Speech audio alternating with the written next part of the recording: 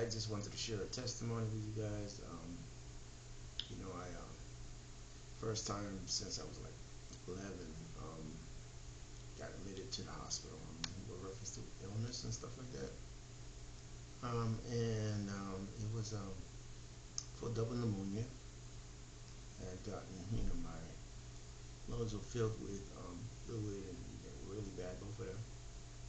And what ended up happening was I was in the hospital for about 4 days. They wanted to keep me more, but I couldn't stand the hospital food, so I told them no, 4 days was enough. But here's the thing, is that one thing that I learned is that I didn't know is the treatment for pneumonia tends to be breathing treatments. And I'm not a doctor, by the way, so whatever I say, you just take it for what it's worth.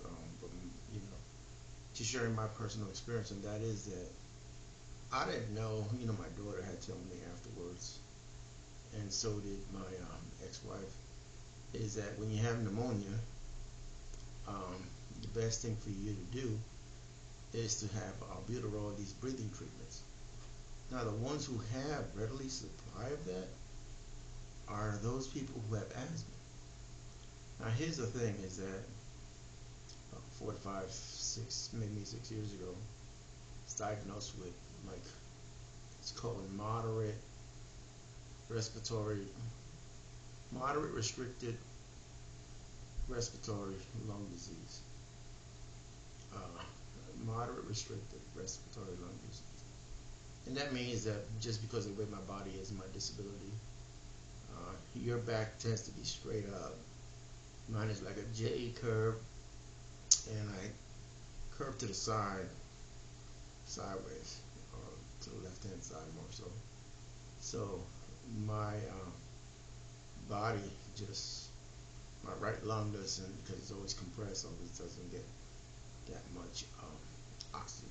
Here's the thing, is that when I went to the hospital and had these breathing treatments, that stuff opens up your lungs, and and it heals. And but I didn't know that the people who regularly have that medication and have those machines, those breathing machines, are people with asthma.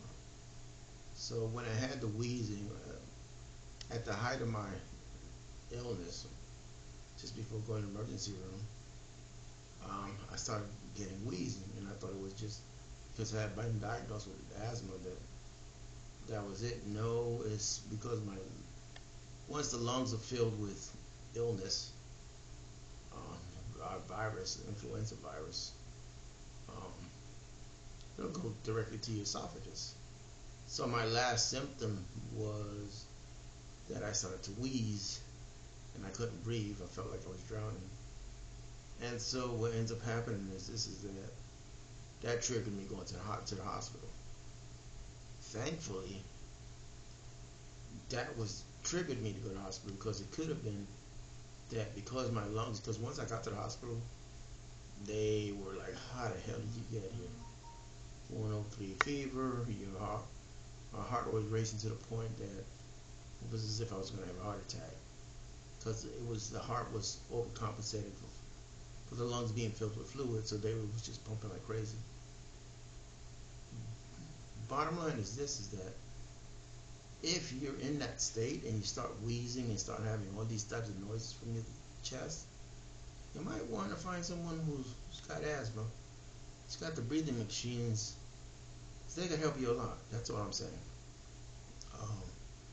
That's my work. I mean, I use my Vicks and everything, typical vitamin C, your tea, your soup, and stuff like that.